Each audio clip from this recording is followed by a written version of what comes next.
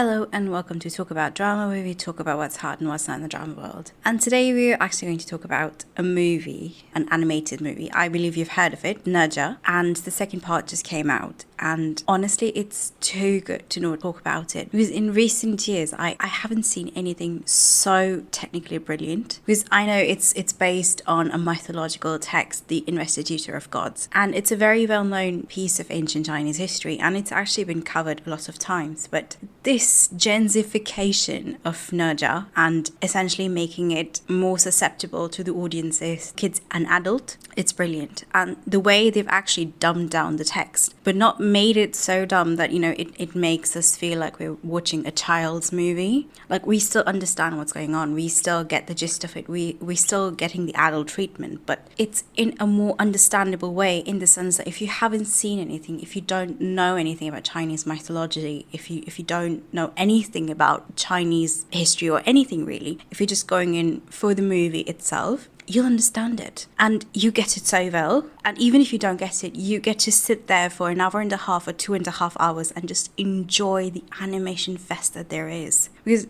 I missed the first one because I didn't know about it basically, and by the time it got released in my local theatres, it was too late for me to watch it. And I believe that it was released in 2019, and I missed the first one, but I heard rave reviews about the second one, and I thought, well, why not? It's made for the big screen, and you can see that, from the first movie, they've really made a leap in terms of the animation, in terms of the storytelling, in terms of the sheer amount of assets that they've added to the story and made it so brilliant. Like, when they go to the Heavenly Palace, the birds are made out of jade and they literally clink when they fly because jade clings together. It was such a nice touch, and it gave it that otherworldly feel, because the people walking on clouds. What more do you need?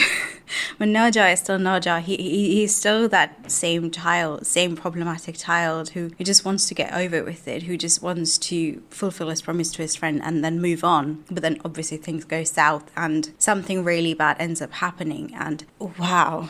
I think it's been a long time since I've ever cried watching an animation movie, but I really, really sobbed during the ending of Ne Zha 2 because it's so well done. You can feel the despair, you can feel the anger, you can feel the helplessness, and you can feel Ne Zha's journey. A child who is basically just about 3 years old and is forced to grow up way too early because people keep ostracizing him, people keep calling him a demon, and he's forced to retreat into the walls of his palace. He's forced to be under supervision 24/7 basically, and to have him basically check out into this world, and that too with a lie that no, you're actually a part of the spirit orb. You're actually part of the good one, not the demon one. And you're actually meant for great things, when it's the stark opposite. It's not easy for a child, but for him to come all the way from being that child to what he is at the end of Ne Zha 2 it's the true journey of a protagonist. And I really love the fact that they picked up Ne Zha 2 from where they ended the first part. It's a direct continuation of it, so they didn't waste any time. They just went in it full guns blazing, and they just really, really outdid themselves. So I'll actually start talking about the first one, and I'll just say it's a spoiler once I start with the second part in case you haven't watched it. So I really liked the way they handled the first one, actually. The introduction of Ne Zha into this world, and his mother being this amazing feisty lady who is just the epitome of green behavior.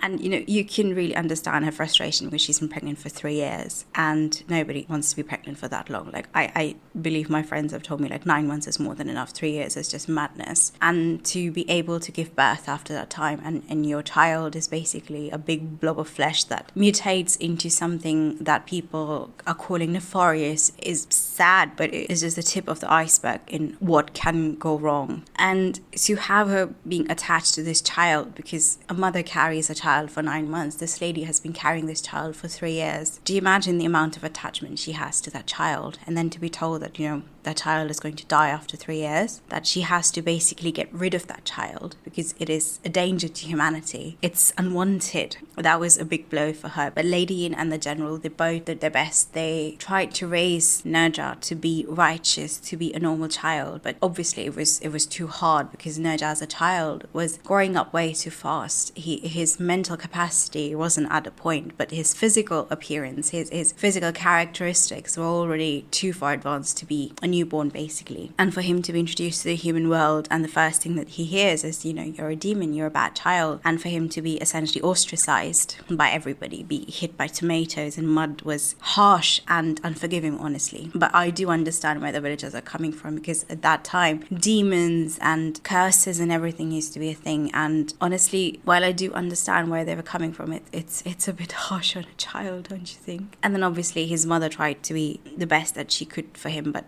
since the husband, the general, is gone, she has to take over for him. So she tried her best to keep company to her son and at the same time fight battles and defeat the demons, because she wanted to earn a good name for her son. She wanted to make sure that if the next time it comes and the villagers demand that, the child be let go, she can always say that, I've protected Chantang Pass for such a long time. The least you could do is give me some grace and let me keep my child over here. And they do. They put a protective barrier over the whole house, and they try and keep Ne Zha contained inside of it. But it's a child. Children have curiosity, and Ne Zha wants to go out. He wants to play with other kids. He wants to be somebody. He wants to have more human interactions, because he's still got that flesh and blood. He's still a child, and that need for human touch led him down a path where there was tons of property damage, and Ne Zha essentially came out as a liar, and he was misunderstood. Even though his intentions were good, he himself was just too naughty for his own good, and by leading down the kids of the anti-Ne Zha squad into a series of traps, he just pissed off those kids even more. And then, with his superhuman strength, his mom couldn't play with him anymore either. So then the immortal Tai Zhenren, who was essentially supposed to make sure that, the good orb went into Ne Zha and basically couldn't oversee that, he decided to take Ne Zha in as a disciple and, basically train him and make sure that he turns out to be the best version of himself. But that obviously didn't work out, and Ne Zha went back into the world thinking that, what, I am good enough now, I can save humanity now. And he tried to hunt down a monster, which obviously resulted in even more property damage, and it eventually led to a misunderstanding where Ne Zha was called a liar, somebody who stole a child from the village, and a demon, basically. And that eventually the parents lied to him and tell him that, what, you're a spirit orb, you're a nice guy, but he really isn't. So, and that bubble sort of burst out in the worst way possible when he was waiting eagerly for his birthday, where the entire village managed to turn up. He was waiting for his first friend ever, Aobing, and Shen Gongbao, probably the worst character in season 1, decided to tell Ne Zha the truth. And that led to Ne Zha blowing up and essentially taking out his rings that were supposed to keep him contained. And the entire time I was watching this, I was like, wait, why don't you just contain him somewhere? Why is he like that when Aobing is so nice and clever for his age? And, I just realized that, wait, that's a child who's basically 3 years old. He's been raised in seclusion his entire life. The only thing that he's ever known is that, he's a demon. Nobody believes him. His parents lied to him with a straight face. He's been left to his own devices for a very long time. When, his mum goes out to hunt the monsters, and, his father is out trying to find a cure for him. And he's found out that, well, you don't really have that much time to live anyways. You are a demon incarnate, and you're not the person that everyone's told you are. You're basically a danger to humanity. And he just burst out. He is still a child, and that led to unimaginable consequences. And even though Aobing came in and tried to save the day, what really saved the day was Tai Zhenren's pig, his trusty mount, who decided to show Ne Zha the memories of his father, going to the heavenly gate and begging for his child's life. And the only cure that he could find was to try and swap his life with his child. And he did do that. His birthday gift was basically his father's life in exchange for his. And once he realized that, he understood that, your parents were just looking out for you. Everyone's not that bad, and your parents are really, really just there for you. They love you. You are a loved child. And, that is also superimposed with Aobing, who essentially wanted to make himself the hero. But now he has to be there for his clan, because his father is the dragon is trapped. And the only way they can untrap themselves is that he makes himself one of the immortals and, ask for them to be pardoned and, let out of that prison. And even though he starts to have doubt in his mission, he does end up helping his friend Ne Zha, and they defeat the heavenly thunder, and, Ne Zha ends up living, but, both of their bodies get destroyed, and, they're essentially two souls that are trapped in Lotus. So Ne Zha 2 starts with Tai Junren trying to build a body for Ne Zha, while Shen Gong Bao sort of tells the dragons that, Aobing is dead, and for them to raise their wrath on the human beings and, try to get back, because he just wants destruction. Yeah. Sorry, this is a spoiler. This is Ne Zha 2, so if you haven't watched it, feel free to stop. And I found that quite infuriating because, Shen Gong Bao, he saw that, Aobing was alive, and he was like, no, that can't happen because, the dragons need to annihilate the Shantang Pass in order for them to get noticed by the heaven and basically try and get out of there. But then Aobing's father notices that, Aobing is still alive, and he stops, and they all come to a stalemate where it's decided that, Ne Zha is going to go to the heaven since he's absorbed Aobing into his body, since the lotus got damaged and Aobing's body wasn't fully made. So now Ne Zha has to go up to the heaven and basically try and pass an exam, which will lead him down the path to becoming an immortal. And, once he does that, he's granted a wish. So he has to wish for an elixir that will revive the lotus and, make sure that, Aobing's body can be built again. And that's really hard because, he's obviously a reincarnation of the demon orb. So the demon energy can't be noticed by heaven because they have demon hunters. And if they notice it, they will obviously send him to high heaven directly.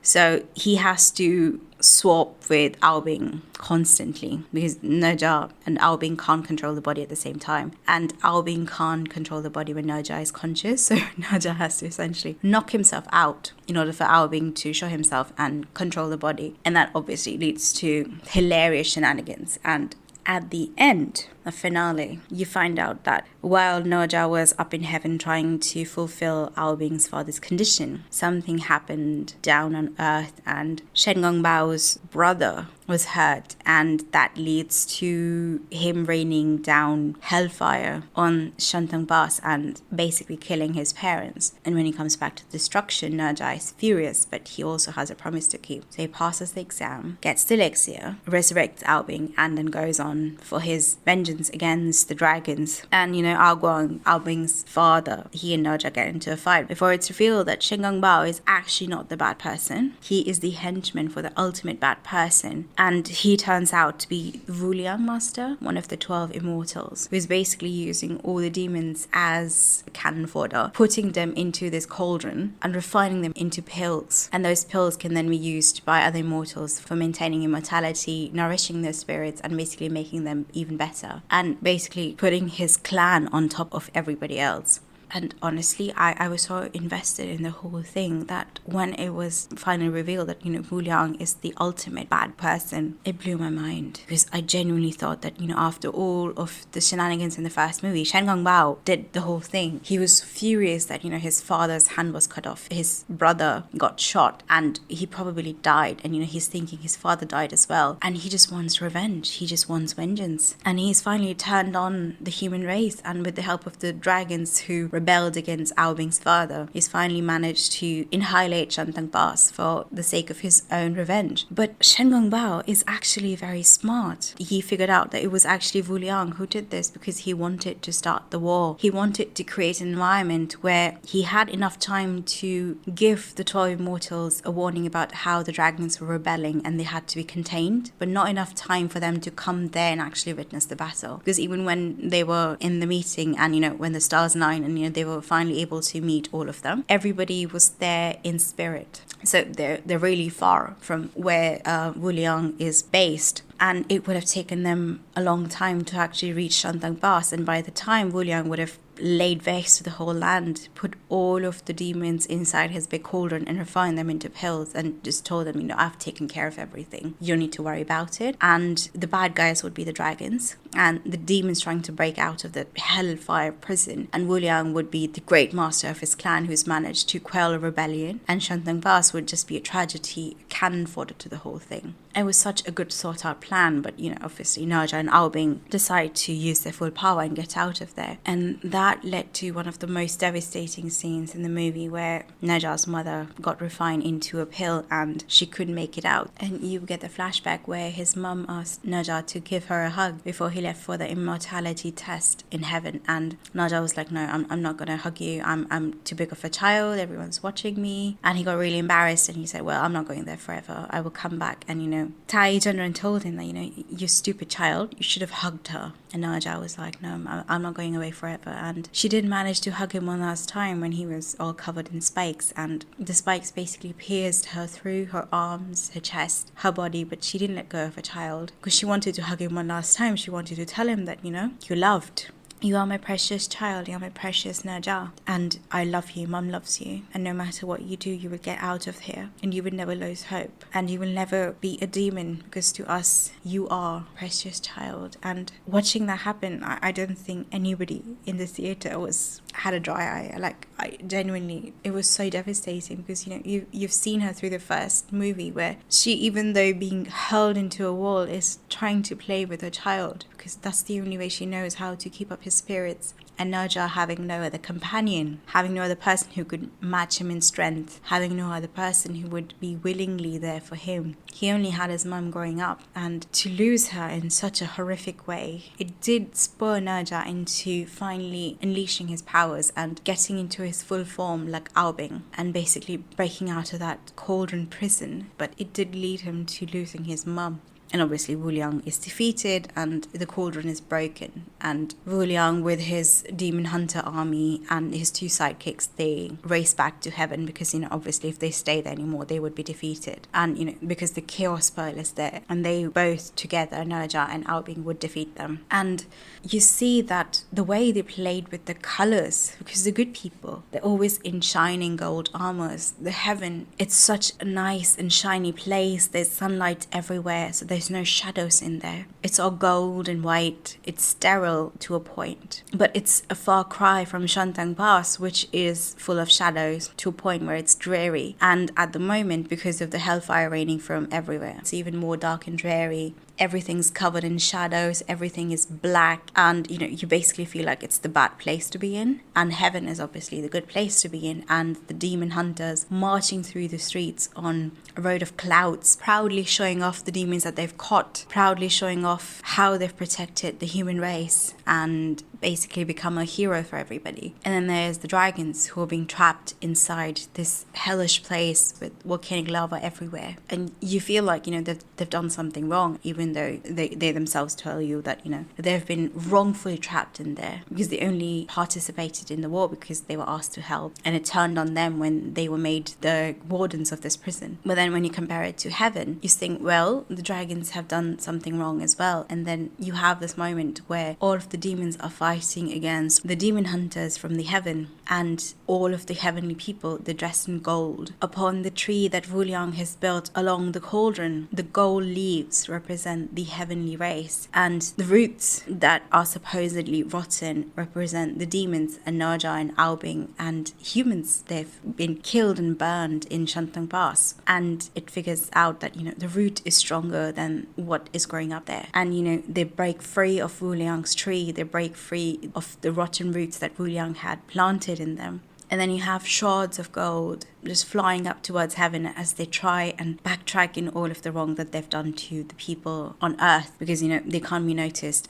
And then you have this black swarm of dragons and demons hunting them down from behind. And visually it's saying that the good people are being chased by the bad people, but actually the good people are chasing off the bad people. And it's such a good way to tell you that you're not good or you're not bad from the way that you've been assigned, that demon always bad and spirit always good. Because Ao Bing in the beginning was ready to lay waste to Shantang Pass and was ready to sacrifice people from Shantang Pass in order for him to get noticed raised by the heavenly people and sort of ascend to that position where he can plead for the dragons. But obviously Shen Gong Bao wasn't there for Ao Bing to actually rise up there. Shen Gong Bao was there for Ao Bing to raise up a ruckus and then, do away with the dragons and the people from Shantang Pass in one go, so that, he would get a higher position than Tai Chandran. And Wu Liang would obviously be a top person in his sect and the most trusted person in heaven when he would offer to get rid of the dragons, and he would be able to refine pills from the dragons and the demons, and while Shen Gong Bao would probably get a seat in one of the 12 immortals, and he would do away with Tai Chandran and to do away with the spirit orb and the demon orb in one go. So they would both succeed in what they set out to do. But obviously they encountered Ne Zha, who has been raised up by his parents to be kind, to be nice, to be a human, and then you have Ao Bing, who even though has been raised in the volcanic lava, he's still his father's child, and his father is righteous, and all he wants is for his child to survive this, for his race to get out of here, and for them to regain the rightful place that has been deprived of them, just because the heavenly race is scared that they would eventually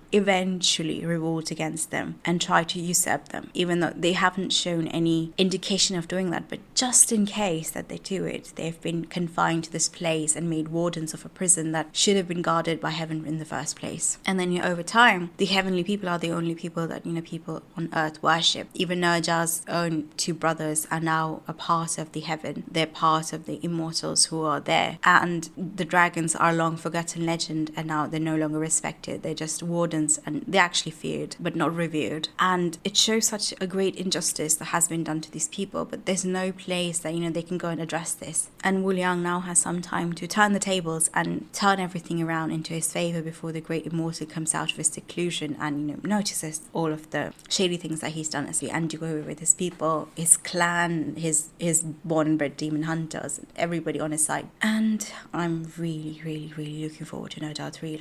I want it today and I want it now.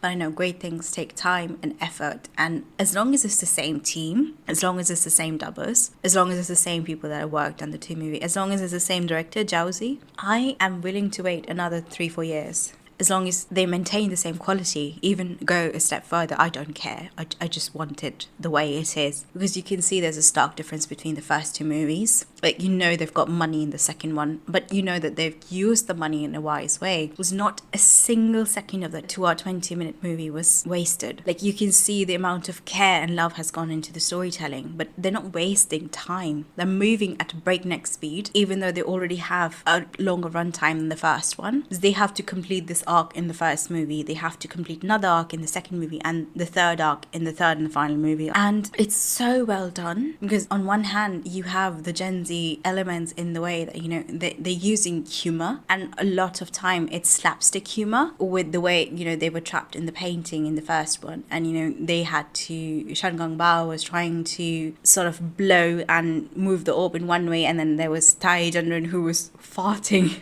and moving the orb in the other way. And that's a very slapstick thing to do, because you wouldn't expect a high immortal from the heaven to sort of fart and burp loudly, eat too much, drink too much, and basically just be an all-out diva. But he is, and I love him for it, because even though all of the stupid things that he's done, he's such a good immortal, because he doesn't do away with his duty. Tai Chandran could have just said, oops, my fault, Ne Zha is not the spirit orb, but well, we had to do away with him. But he took responsibility for his mistake. He was there for him through the way. He was trying to protect him in heaven. He made sure that Ne Zha's secret wasn't found out. He, even at the cost of not being able to enter the 12 immortals, he was there for Ne Zha the entire way. And he made sure that when Wu Liang was revealed as the big ultimate boss, Tai Chandran was the first one to stand up against him and tell him off and basically try and fight him, even though he was very early on subdued. But he's got the spirit, you can say. And then there's Shen Gong Bao, who's still alive. His father is still alive, and they are trapped in that cell. But let's see if they're let out, because I do believe that Shen Gong Bao still has a little more tricks up his sleeves. And the dragons are out of their prison.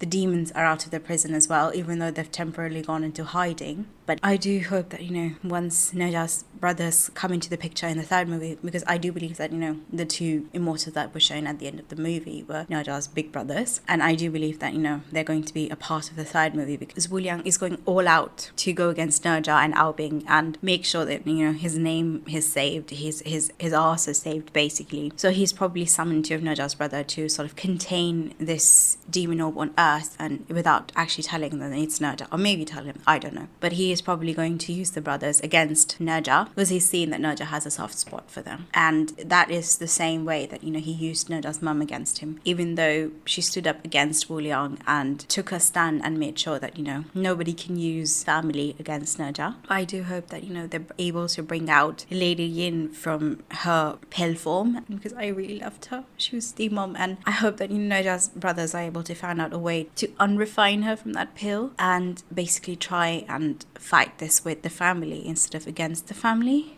But let's see. And then you also have the post-credit scene where Wu Liang is essentially trapped in the prison, but the face recognition artist has been put to sleep by him for the next 10 years. And that was a really good post-credit scene. But again, that's exactly what I'm saying. The gensification of Ne Zha is done so well, because it's slapstick comedy. You wouldn't expect that. But it's not gone to a point where it's disrespectful. It's done very well. And that's probably one of the reasons why it's one of the highest grossing animated movies in the world right now. Because you can see that they've put care in this. You can see that, they've tried to modernize it. They've like I said, they've tried to dumb it down a little, but they haven't done it to the point where it's disrespectful to the original material. They still have all the mechanisms from the original material. It's just made a little bit more easier for people to understand. And the scale of the animation, like when that cauldron appeared and when it opened, oh my god, and essentially swallowed up an entire seafloor, oh my days. It was majestic. It was so well done.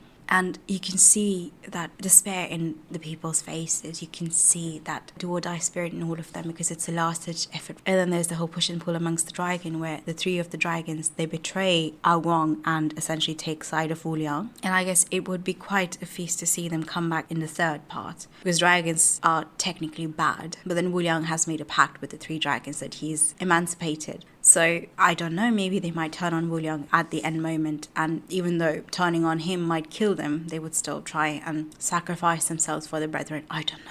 But the possibilities, because like I said, Shen Gongbao was supposed to be the bad guy, but he redeemed himself by sheltering Ne Zha's parents and essentially making sure that they make out alive from Wu Liang's siege of Shantang Pass. So everyone's a three-dimensional character. You never know when someone might turn on the other person or what might happen. So let's see, and let's hope that the third part comes out earlier than 3-4 years, because like I said, I'm ready to wait the next 4 or 5 years, but let's hope it comes out before then.